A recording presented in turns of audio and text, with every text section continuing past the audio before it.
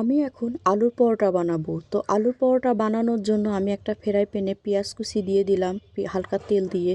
তো পেঁয়াজ ভাজাটা শেষ, এখানে ধনিয়ার গুঁড়া দিলাম। তো আমি আর কোনো মশলা ইউজ করব না। তো আমার পেঁয়াজ ভাজাটা শেষ, এখন আমি এখানে ভাজা শুকনা মরিচ, সর্ষের তেল, লবণ দিয়ে হাতে মাখাবো। ধনেপাতা দিলে ভালো হয়, আমার ঘরে ধনেপাতা ছিল না তাই দিতে পারি নাই। আর আগের থেকে আমি আলুটা সিদ্ধ করে হাতে মাখিয়ে রেখে দিয়েছিলাম। তো আমি ওই আলু ভর্তার ভিতরে আমি এক পেঁয়াজ মাখানোটা দিয়ে দিব, দিয়ে ভালো মতো মাখাবো। তো মাখানো হয়ে গেছে আমার আলু ভর্তাটা। তো আমি রুটিটা আগের থেকে বানায় রাখছিলাম।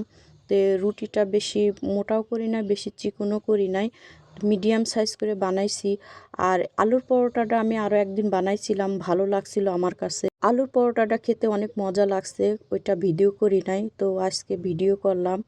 তো এখন আমি রুটির উপরে আলুটা দিয়ে দিচ্ছি, চারিপাশ দিয়ে দিতে হবে। দেওয়া হয়ে গেলে আমি এখানে আরেকটা রুটি দিয়ে দিব, চারিপাশ দিয়ে ভালো মতো আটকায় দিব যাতে আলুটা বের না হয়ে যায়। চারিপাশ ভালো মতো আটকায়া আমি এখানে এখন আটা দিয়ে দিব। আটা দিয়ে বেলতে হবে, নাইলে তো রুটি লেগে যাবে। আর আস্তে করে বেলতে হবে যাতে আলুটা বের না হয়ে যায়। আস্তে আস্তে করে বেলবেন, তাহলে আলুটা বের হবে না। আর না, তা আমার এই পাশ বেলা শেষ, এখন আমি উল্টিয়ে ওই পাশটাও বেলতে হবে। তো বেলা শেষ আমার, এখন আমি একটা তাওয়া গরম গরম হয়ে গেছে। তো তাওয়ার উপরে আমি পরোটাটা দিয়ে দিলাম। তো পরোটাটা আগে ভালো মতো ভাজতে হবে, ভাজা হয়ে গেলে তারপরে তেল দিব, নাইলে কাঁচা কাঁচা দেখা যাবে। তো আমার এক পাশ হয়ে গেছে, আর এক পাশে আমি তেল দিয়ে দিলাম। তো এখন এটা ভালো মতো লাল লাল করে ভাজবো। তো আমার পরোটাটা ফুলছে, অনেক সুন্দর হয়েছে কালারটা। তো আলুর পরোটাটা খেতে অনেক মজা লাগছে।